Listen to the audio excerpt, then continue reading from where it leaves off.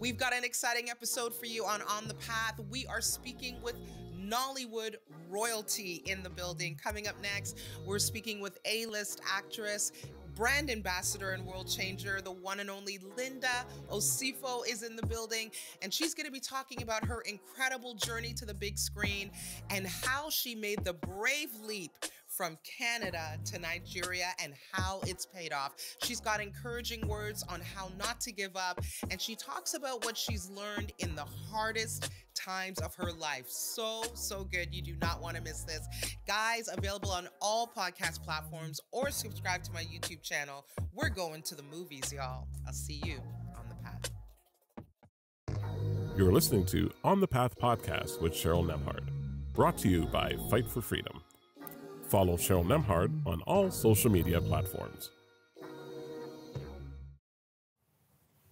Hey guys, welcome to another episode of On the Path.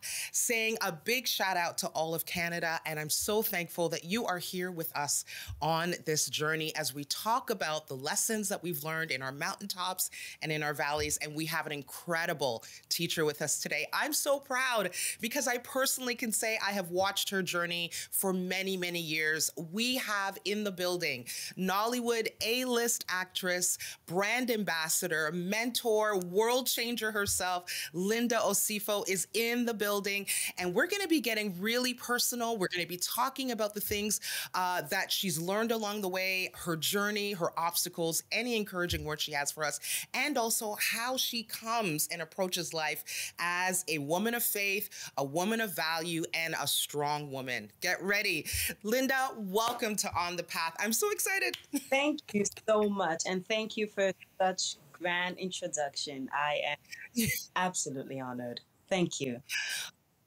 Listen, this has been an incredible journey to watch you, and I think the best place to start is actually to start here, because Yes. I've known you since you were here in Canada. You were living here, and I'd love for you to talk about your beginnings here, your life here, and what led you to make this big, bold move, which has obviously worked out for you, to Nigeria. Please tell us that. Well, thank you. A question like that coming from an individual like you means a lot to me because you understand the journey, you understand the level one, and if you were to know the level I'm in right now, you would understand that it had been a process. Unlike an individual who probably met me on level 7 or level 5 or level 9, they wouldn't know where it had been from level 1. So having this discussion with you would come out from here. And I hope not to tear up. Please don't make me cry throughout this. Please. You have a big life. I know that the life story is also Yeah. big too. I've always been a very outgoing young lady. I realized that from the advantages of events that I had been surrounded with in my communities. And I say that because individuals like you were part of events around my communities. And that just shows that such things within your communities can lead you to finding who you are and the things that you love. So being able to get involved in these things as, a young girl who's just 21 in university, aspiring to just find life, right? She gets to find out more things about herself. And I was able to find more passionate things that just seemed so effortlessly for me through the little things that I was naturally involved in my community. And I found out that with these things, I wasn't getting paid for it. There wasn't money coming out from it, but it gave me so much joy. And the ones that I was able to go to work for, which was a 9 to 5, I didn't have any joy within that, right? So it was quite easy for me to pursue life at that point. And Nigeria came. Of course, I'm from Nigeria. So it's like me going back home, back to my motherland, right? However, it's still quite a different one because I had been out from Nigeria at the age of 8 years old. So it had been like 15 years since I had been out. And of course, like most immigrants who come into Canada, you know, most foreigners and all that stuff, we usually leave our country for reasons that's not the best because we're trying to find a better life, you know. That's what it is Right. for us, for most immigrants. And you want to find a better life for your children and a better future for your children. So that's the reason why I'm in a country like Canada. And then I had this passion of going back to a country where we're trying to leave and not to go back in, you know. So my parents were very confused that how can you seek passion or how can you seek adventure or future in a Mm. place that we Mhm. are trying to take you out from to give you a better life, you know. So it was very weird. It's still weird a little bit now, but it all makes a lot more sense now to me.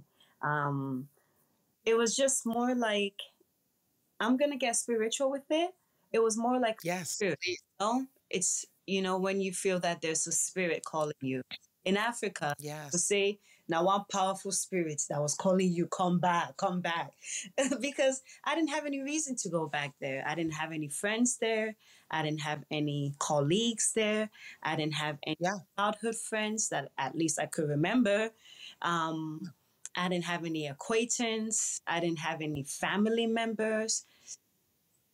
Nothing. So the family members that I had were more of extended family members. And in what I was pursuing for, I didn't have family members in that. So there's nothing of, it's the beauty of the country or it's the opportunity or the land of the green and the education. It Right. wasn't in that area.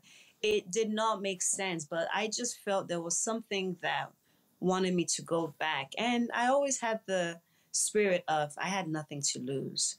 And at that time, I really didn't have any. I'm gonna go in here with the women. I didn't have any luggages. I didn't have children. I didn't have a husband. I didn't have extra responsibilities. The only responsibility I had was to pursue myself. So I just thought I had nothing to lose, and if that spirit was just so strong, why not go for it? I'm so thankful that you said yes. I'm so thankful that you answered that Yeah, pull, Linda. I mean, the timing was right. Like you said, you were in a position in your life path that it was a good time to go, but it has paid off for you in ways that I know nobody could have imagined. And I think about it now, I just get goosebumps. And I got to say, when I look at your life, I see someone who not only trusted God to make this leap, but you did it fearlessly. You just leapt bravely and you bet on yourself. That's what I call it. You bet on yourself.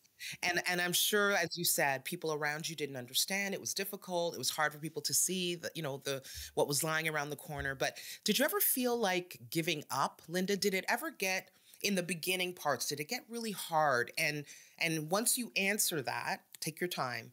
What would you say to someone who is on this path that it's just too hard and they just want to white flag and give up? yeah. Um, I'm going to start off with life in general is hard, period. So let's have it like that. If you stay stagnant, it's hard being stagnant. If you want to move forward, it's also hard moving forward. So you just have to choose which kind of toughness you want to go through in life. And when I had that notion wrapped around my head, I knew that if I wasn't doing what I love, life would feel so miserable and so hard for me. And if I'm going to still do what I love, it's going to be a hard one for me, right? So I had many early stages where, of course, I, of course, I wanted to give up. Of course, not even in the career aspect, but in the system. You know, you're talking about a new, different world from North America to Africa and specifically Nigeria. For those who understand Nigeria and understand how the state of Lagos, Nigeria is, they would understand where and um, the what's the right word? You know, the heaviness that I'm using to emphasize Yeah. saying. So changing into the system itself, the environment was tough for me. I was used to a system where things are different, where things work Yeah. systematically, where things are in order, where there are there are results, things are different. And I got into a system where things are opposite. Totally opposite. Not things are very opposite. And culturally adjusting back to it, despite the fact that I'm Nigerian, I still had a lot of us culturally and gender wise, and of course, skin color wise, different things. And also within my age as well, there was just a lot to adjust to. And Yeah. I had to face A lot, those. you had to work through, would you say? Yeah, yes, there was a lot that I had to walk through. So before now getting into the career aspect, that is still a continuous battle as you keep growing in life, right? So in my first early stages of when I would go for many auditions, a lot of places unknown to me, a lot of places of just, so who do I see? So am I in the right place? Where is this area? Am I safe here? Just a whole lot of all that stuff. And you're in a system that's very different from the usual. But I came with this Wow. mindset and this system of merit in the essence of if I was good, I would get it. If there's something about me that's unique, I would get it. If if it was for me, I would get it. If Yes. out, I would get it. So I had that notion, and that's how I had been growing up from my beauty pageants. If I was good, I would get the position I deserved. If I had done this, I would get the title that I had won. So it had Right. been that mindset continuously. So I went there with that particular mindset, which is now where my environment of where I was coming from was a huge platform and a huge advantage for me because Yeah. those advantages of where I was coming Yes. to go into that system. But many years passed where I wouldn't get callbacks, I wouldn't get jobs, and I would just feel so frustrated. And of course,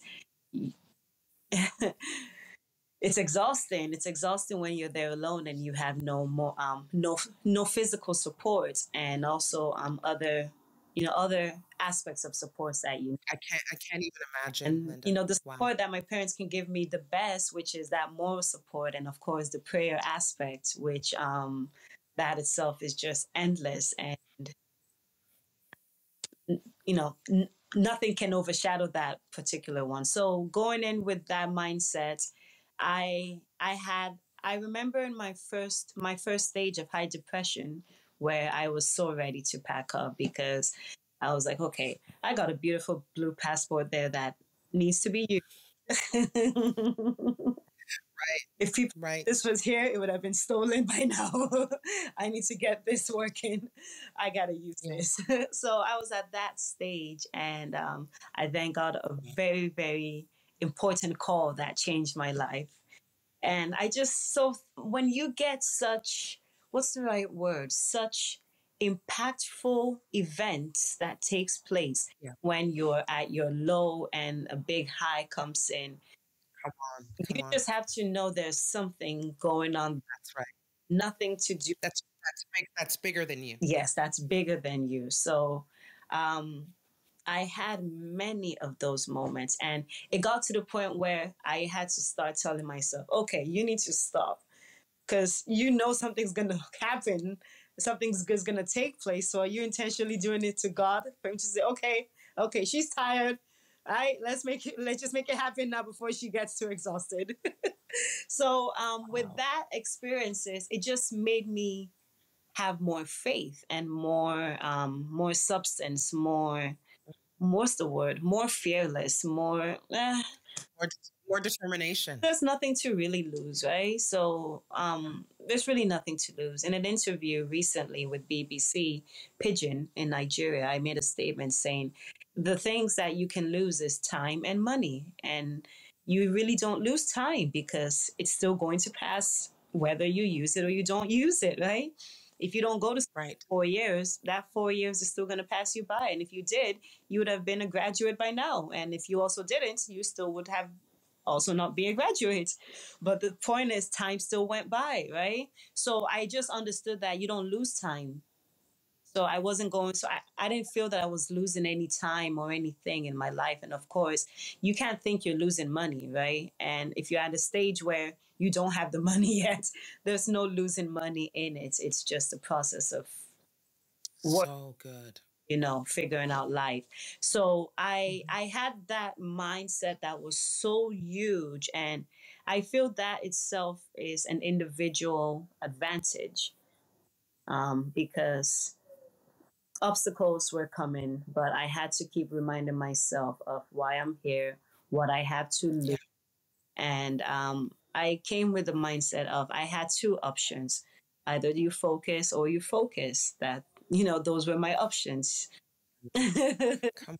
So, I love it. yeah, so when that becomes your option, right, you know that there's no room for failure, there's no room for downfall, and you don't consider it downfall, you don't consider disadvantages failure, you consider them, probably just a redirection or something to keep you in line, to focus, to say, hey, hey, hey, don't lose track. So that was the mindset, and that is my mindset of going there. I have 2022 now. Yeah. August will mark my ninth year. Wow, Yeah, Linda, yeah. that's incredible. Can I ask you that fearless mindset that you're talking about, is that something you would say to someone who's discouraged right now, that that's what they need to get? And what else do they need to hang on to when they're feeling in those low points like you were? You have to really know yourself and learn yourself. That's why spending time with yourself is so important. When you know yourself and you've learned who you are, you then know your powers and you then know your weaknesses. I knew my power, and I knew that I was a very strong person. I was fearless. Um, so, how did I know this? Just from the little things like playing sports. Playing Hmm. sports got me to know who my personality was, because I love, That's good. I love going hard on the court. So I was like, okay, I know I'm a fearless person, and when I lose, so I knew all those were little personalities. Competitive. Pardon? Competitive Right. spirit. Yeah. So you just need to learn who you are, so that when you have those down moments and everything, you just have to say, okay, this is who I am. I know these are moments, but that's not my person. And when you just understand your person and you know that you have that strength in you, it's just for you to, bring it up, and or So good. put some water in it and grow it, but you know it's inside of you. So I call those things your seeds, right? The seeds that you have in you, which are your personalities. And we all have that seeds, but we feel down, we Yeah. feel discouraged, or obstacles or life situations just makes us forget about those seeds. And for me to always get back to my own steps, I have to always think of, the little me, like little Linda. Who's little Linda? Because that's really what matters, right? Like who you've always been. So you Right. have to remember and go back and say, fine, who am I? Who have I always been? What are the things that put me up? What are the things that put me down? The Yeah. life battles that I had that made me so scared, or so, or I face lack of confidence. Why do I face that? Why do I feel less of myself at these moments? And when you understand that itself, you've now understand you. So good. So I hope everyone is listening to every word that Linda is saying. She is dropping gems. She's giving truth. My goodness. Like when I think about your life, Nollywood A-list actress, brand ambassador for huge brands. I mean, I'm shocked. It just gets bigger and bigger. But you're also a mentor. You live to encourage. And I wonder, because I feel like I want to speak to this because there's this wrong thinking out there. Two words that come to mind when I think about you: multifaceted and very passionate. And there's a lot of conflicting information about women being able to do it all, handle it all. Even people talk about true leadership is picking one thing, doing one thing well. What do you think about that? Can women do it all? Can we be at the top of our game in multiple areas? And if so, how do we do that? Well, it's not a question to answer directly because women are doing it all. There are women out there who are doing excellently well that we can look at as role models. So I believe it's understanding what your capacity is as an individual, firstly, and knowing that if you have the strength to acquire and pursue more, then that's the, the grease and that's the strength that you as the individual needs. And I'm that kind of individual where I won't say I want to do it all. I want to do what I want to do. And if what I want to do seems like all, then so it is, right? So I just, Right. Thank you.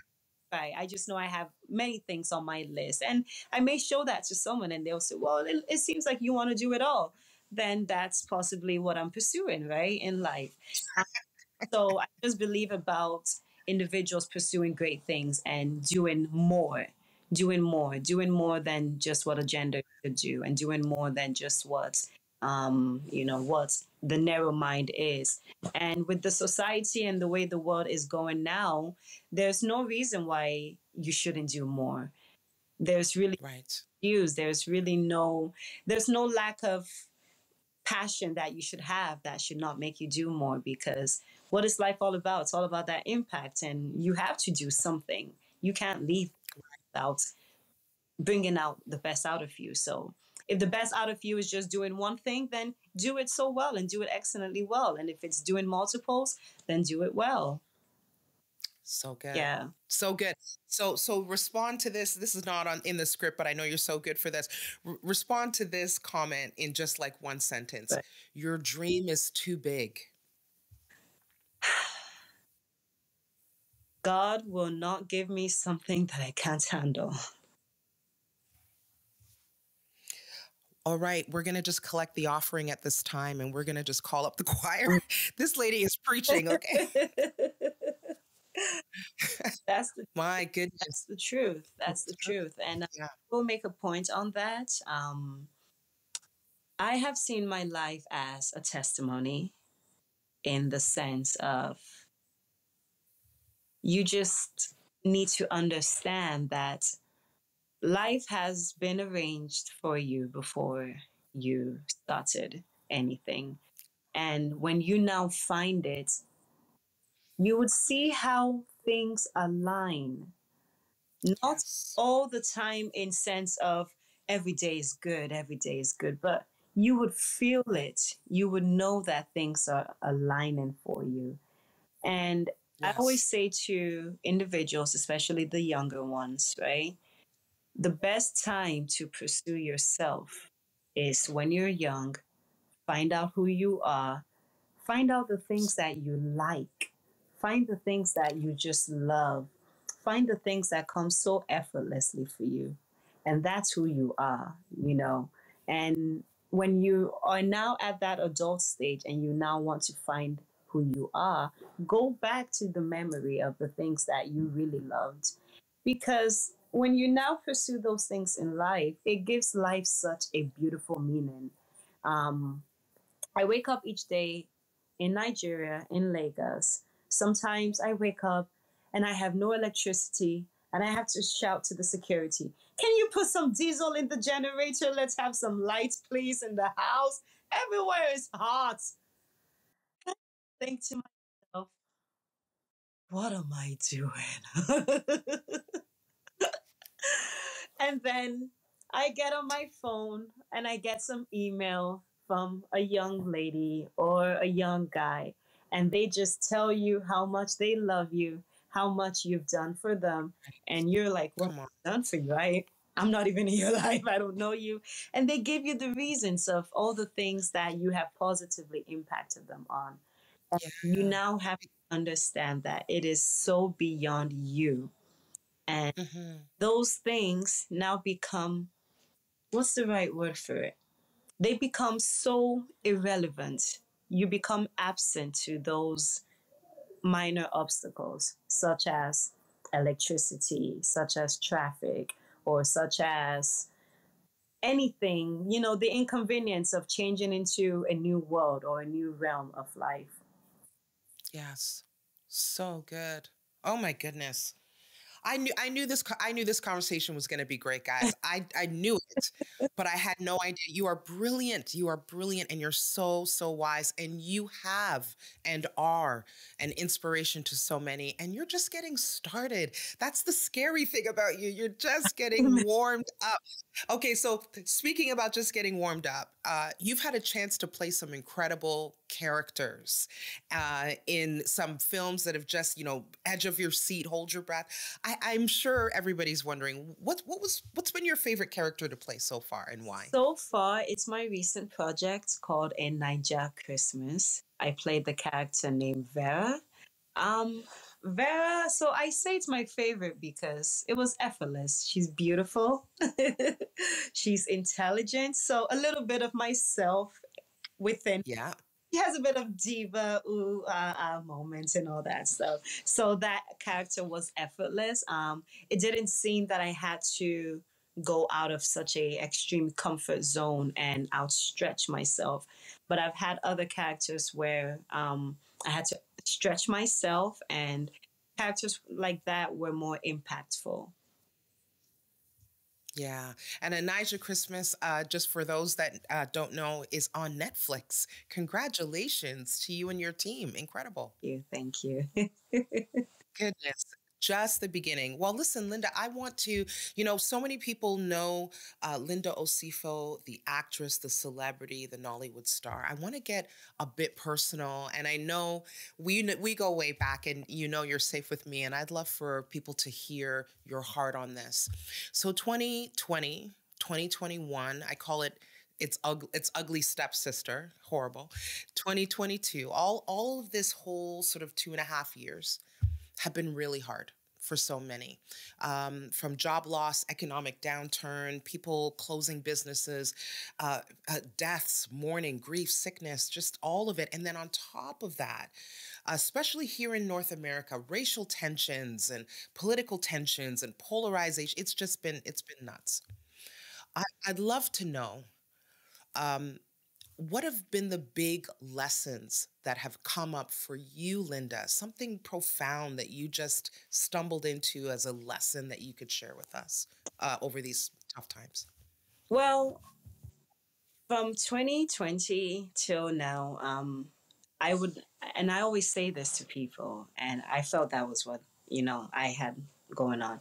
If you did not get the shift, okay, meaning if you did not get the shift, because there was a shift, that's how I see it, a change happened. Yeah. If you did not get it, if you did not get the notion or did not get the message of what took place, it's going to be tough for you to get in the next few years. You might have to wait 20 years or 40 years before it happens again. And the message from what it is just the essence of life, what life should be about. We all saw many tragic moments this period. And for me, I had more of my moments within Nigeria. And we had tragic moments such as a protest that was called End SARS. Yes. And just, having End SARS in a pandemic and having a Yes. pandemic and then living in Nigeria and everything that's happening. And of course, having a family who's also in Canada. So Yes. I had like double worlds of fear going on at the moment. And when I was in Lagos, Nigeria, and went through the NSARS moments, it was the first time I had felt the spirit of fear. I know I'm quite fearless, but I felt the spirit of fear for the first time in my country or in my space. I felt naked, and I felt that I wasn't protected. I now saw life and felt there was no protection. It was just a different moment going on. And the shift for me was, what is there in life that we all try to, you know, pursue, or that we all try to do some negative things to, to individuals? Or what is there in life that, that you can't acquire from being good in life? You meet someone today, next tomorrow you hear they're gone. What's there in life, right? It's just about you leaving the best impact that you can. There's nothing else that mattered. And I just understood life is all about you leaving that impact. There's nothing Yeah. so tangible that you can hold from it. It's not the money that you can hold from it. It's not the people that you can hold from it. It's definitely not anything that you can, it's not your life that you can hold from it, but the Right. impact that you can hold from it. So I just had to start letting people understand this is all that really matters in life. So let's try Mhm. to have that mindset moving on. And when you understand that, you sort of don't take things so serious anymore. You sort of live life without fear, because nothing is in your control. And we all understood and saw that nothing was in our control, that if the world was going to stop, there was nothing you can do about it. Yeah. So that's, Yeah. Yeah, that time for me too, it does shift everything. It pulls the rug out. It makes you reevaluate what is important, and you start to narrow down, because all suddenly you realize what is not necessary yes, and what that you it was all really need to. distractions, and they're all distractions. Right. Right. Oh, so good. So good. I want to keep going. I want to keep going deeper. So here on the path, one of the things that I love the most is that, yes, it's a talk show, but we get to bring our whole selves to the conversation, which we've been doing already. Mind, body, spirit. And I just, even as you were talking, it's so evident that faith is a big part of your life. It plays a big role. I'd love for you to tell me and tell us, how has faith shaped you? How has your faith kept you, played a role in your life? Anything you want to share around that? Of course. Well, I am so blessed and fortunate to have such great faith-based parents. My parents are my foundation when it comes to the faith, because it would be tough for a very busy lady like myself now to have started building that faith at my stage. It would have been tough, but it's not impossible. But I was fortunate to have had it growing up from my childhood. I was so involved in church as a child. In my adolescent stage, I was well involved in church. When I say involved, literally involved, from the choir to being a vice president of the youth, to being the Wow. organizer of a drama department, to organizing the children department, the women um, conferences, going to churches and performing dances and all that stuff. So there was already activity as a child, and those activity also, based on my faith, made me found who I was as well, because I had that personality of leadership. So Mhm. I would see right now from going back, right? Because I had these responsibilities that I had to keep up with. And of course, I was in school at that time, right? Because I was still a student who was active in school, but still keeping that responsibility um, going on. And that itself grew with me, even, while I became a teenager, and also while I became into my young adult stage. So I think I was molded in that aspect, and it had been helping me. It had been helping me. And the two individuals I have in my life as my parents, they will not let you hear peace in the house if they don't pray. My God, my God. I'm sorry, Mom. I So, love it. Love of course, I love it. It's amazing. So, I was surrounded in a home where you were hearing parents pray every day, and growing up, it was that family where you have to go at night. Everybody prays together, and in the Yes. morning, you're like, "Oh, Dad, we up with the prayers. Amen, amen." So having that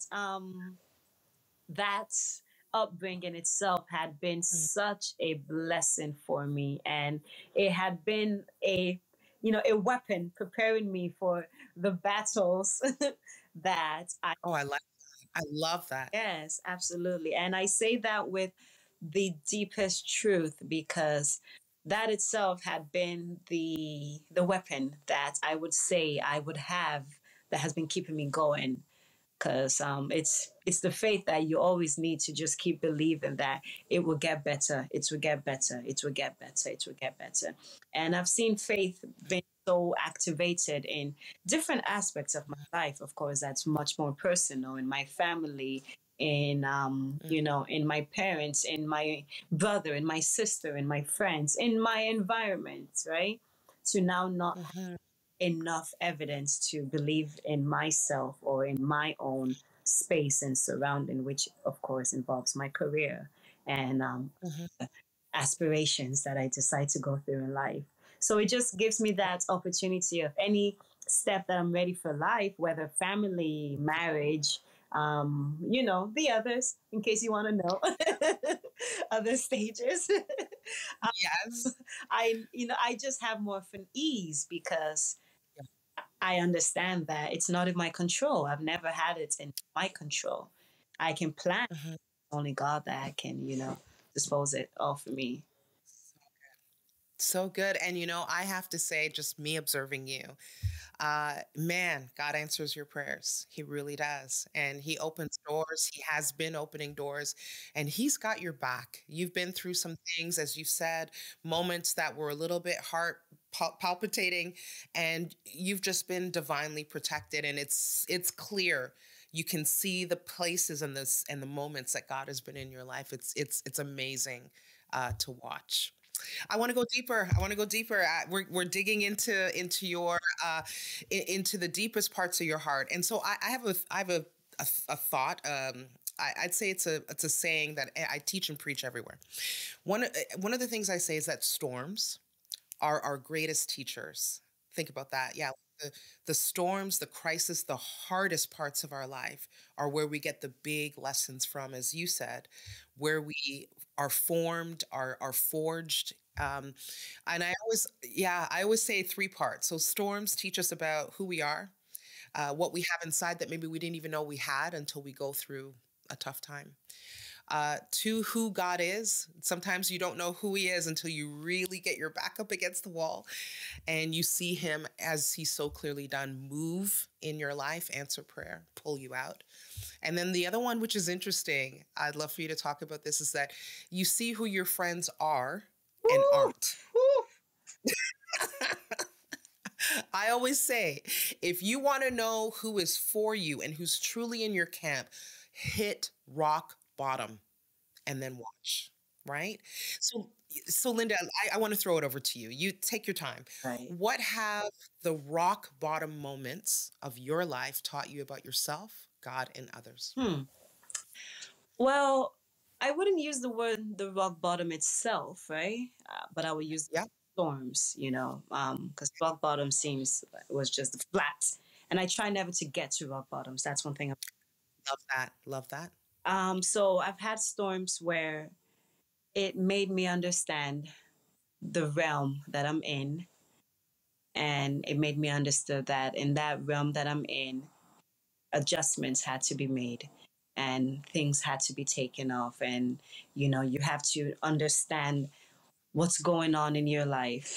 And for a young lady who is career driven and who is out there in a very delicate or in a very delicate industry, that's more of just a dream.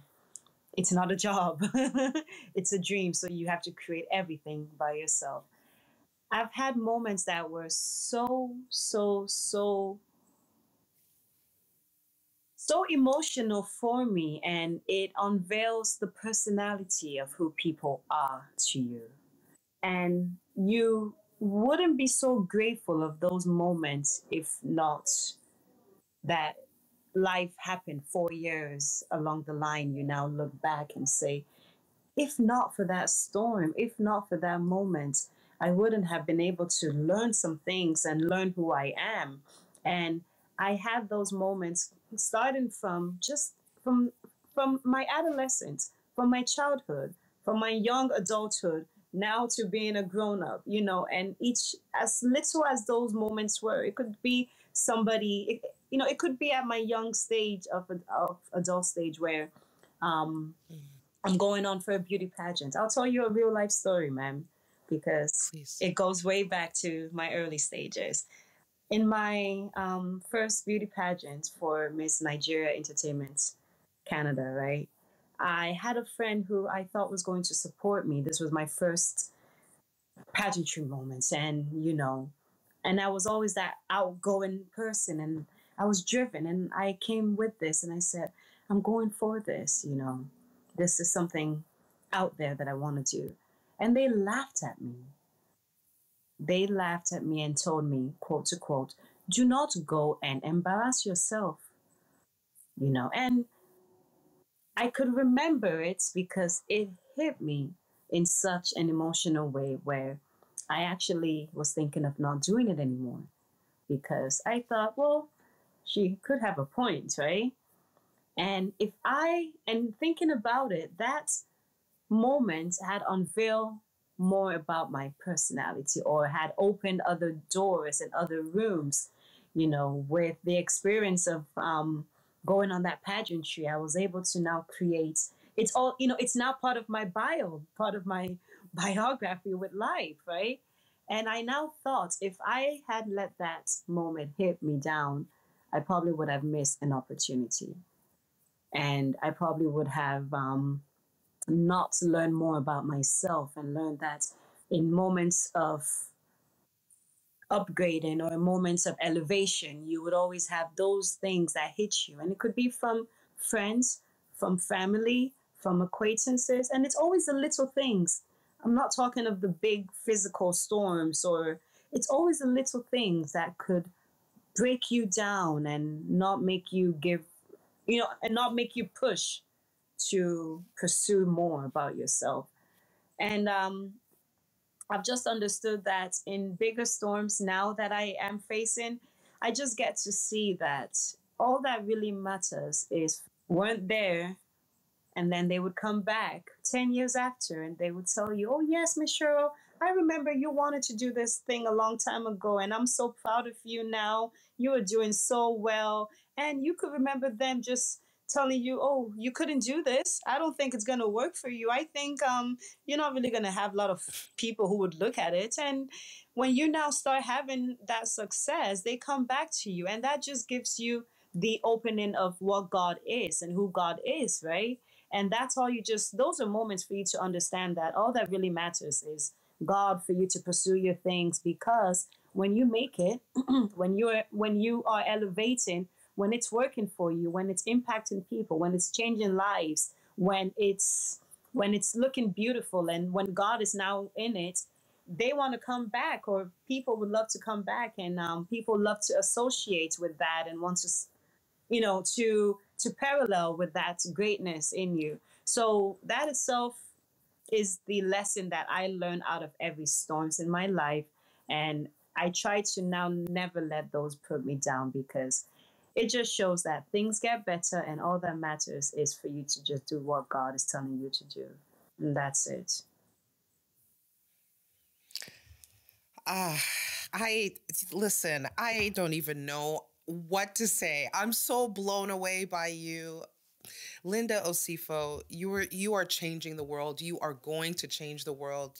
Everything about you is it just shifts culture. It shifts atmosphere. I'm watching your life, and I know, and I feel like it's even bigger than films. It's just, I feel like that's the path. Every time I look at you, it just elevates to the next level. I can't wait to see how you get to use that powerful tool you have in shifting culture, politics, education, young people. Man, I'm cheering for you. We are all cheering for you. We are cheering you on. Thank you so much for being so open and honest. I'm saying thank you for always being positive. The impact does matter a lot. Positivity does make a big difference when you have people who are behind you, who who you can feel the energy, you can feel the aura of that greatness. It only keeps you going, and it also does one thing that is so important. It lets you know that you are on the right path, and knowing that, and having that knowledge itself is the most helpful thing for anyone, because you want to know that you're doing it well, and it only makes you get better, and it keeps you so well encouraged, and it gives you more energy to really, really want to do more because you're on the right path. I love it. On the right path. Listen, for those of you, for those that are in maybe North America or are now hearing you, seeing you for the first time, how can we, I was going to say stalk you. I always make that joke, but I think in your world, stalking is a very real thing. So I'm not going to say that. How can we track with you and follow you and find out all the great things you're doing? So you can keep up with me on Instagram. My Instagram handle is Linda Osifo, and also on Facebook, Linda Osifo. And listen, people, when you go to Instagram, let me just warn you right now, we're talking verified, blue check, 1.3 million followers, and that's just on Instagram and growing. I'm so excited for you. Well, my goodness, I want to thank Linda Osifo for joining us on The Path. It is such a double pleasure to actually interview someone of that caliber who's making such a splash in Nollywood films, but also to have been someone to have witnessed her journey here in Canada and to watch the evolution of what is now. I think my takeaway from this conversation is to never give up on our dreams and to silence the voices. Silence the voices. So many people have things to say about why you shouldn't, why you can't, why you couldn't. But Linda is a beautiful example of what it means to shut those voices out and do the thing that you know in your heart you were called to do by God. And just watching the doors fling open for her has inspired us all. So guys, I encourage you to keep going after the things that God's called you for. Until then, keep living, keep learning, keep loving, keep dreaming big, guys. I'll see you on the path. You're listening to On the Path podcast with Cheryl Nembhard, brought to you by Fight for Freedom, educating, empowering, and equipping community members by raising awareness and training others surrounding the issues of sex trafficking. For more information or to donate, go to fightforfreedom.ca. Follow Cheryl Nembhard on all social media platforms.